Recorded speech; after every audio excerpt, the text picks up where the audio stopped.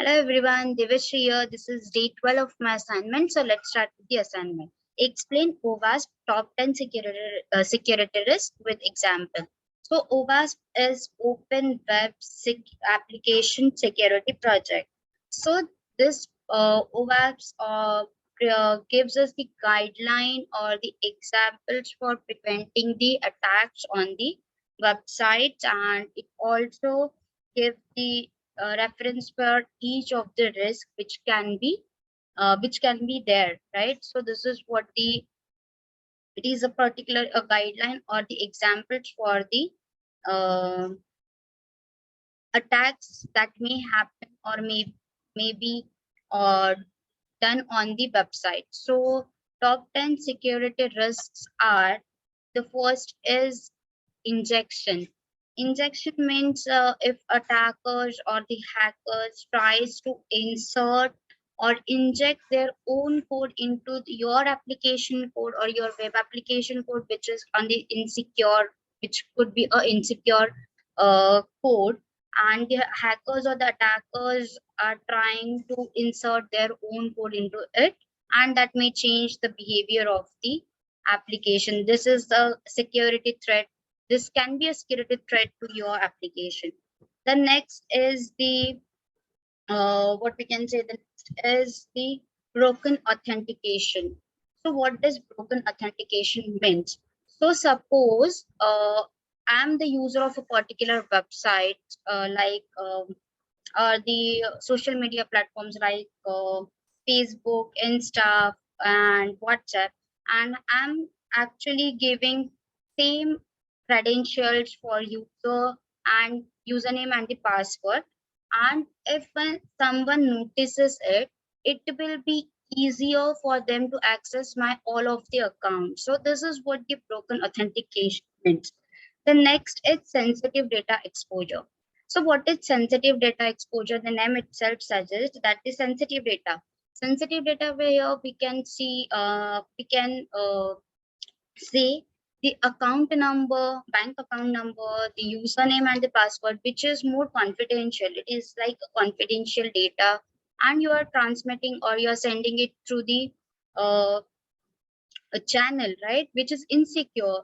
Then also the hacker or the attacker can get easily access to that particular account. So it will again be a security risk for that particular user. The next one is XML, external entities. Here what attackers will try to do it, they'll try to push some external XML links uh, to your program or your web application. So this is what XML, here XML, external entity, means. The next is broken access control. So broken access control, here we can see that suppose consider example of a web application where there are two roles. The first is admin and the second is the user.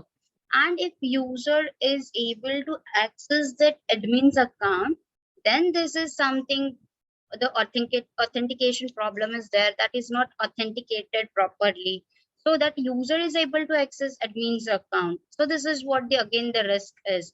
So this is what broken access control. The next is security disconfiguration.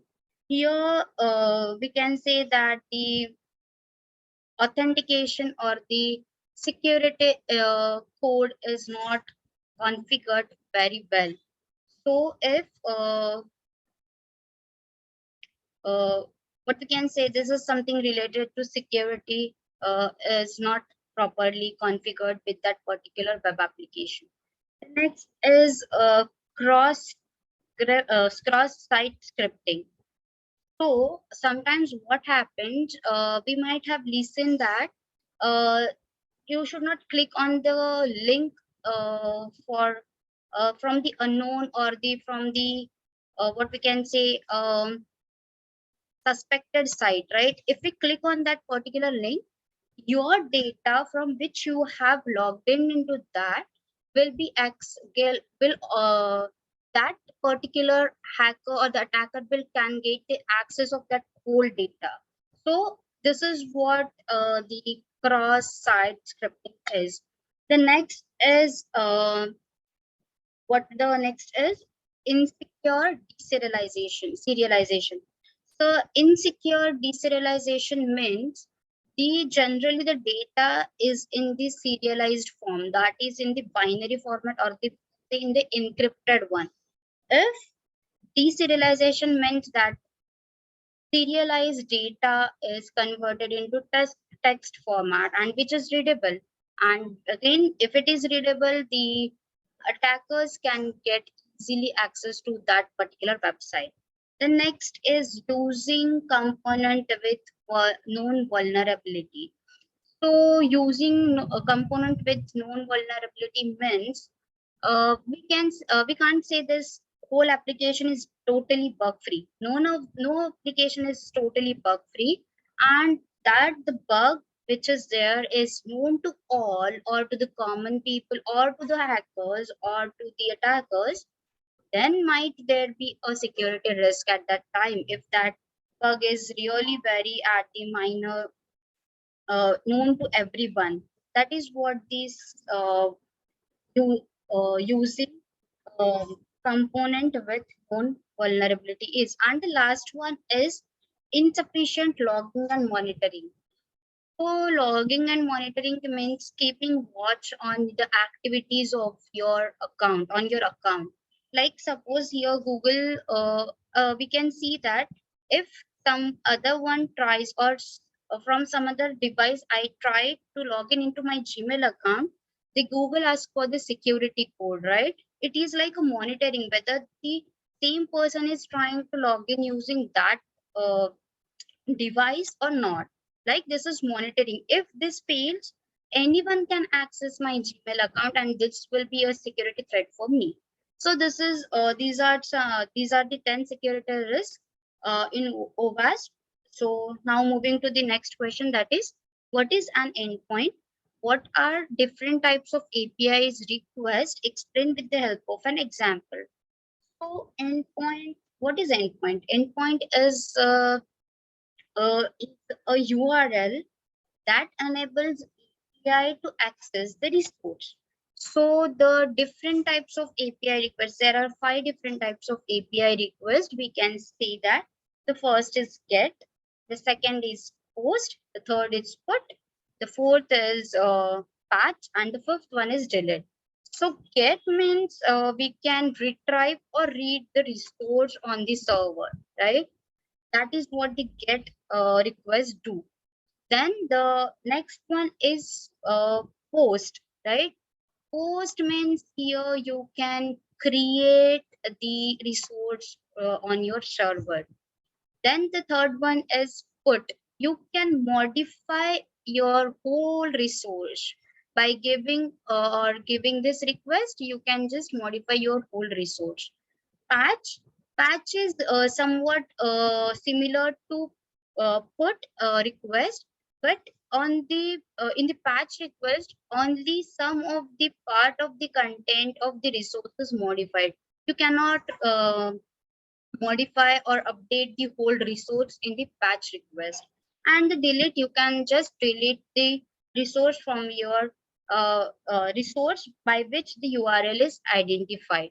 So this is what about the second question. Now moving to the third question. What are samplers and listeners in load testing? Explain with the help of an example. So load testing is the process where we can see the behavior of our web application on in various conditions or on different conditions. How does it behaves? Like if a number of users are accessing the same website at a time, so what will be the behavior of that particular website? How will it behave? How will it perform? How much time will it take? So these all parameters are considered in the load testing.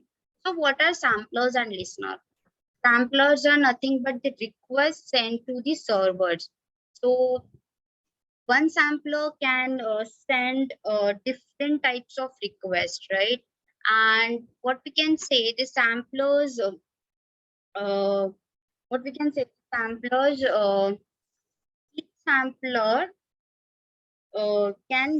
each sampler can get one or more result, right?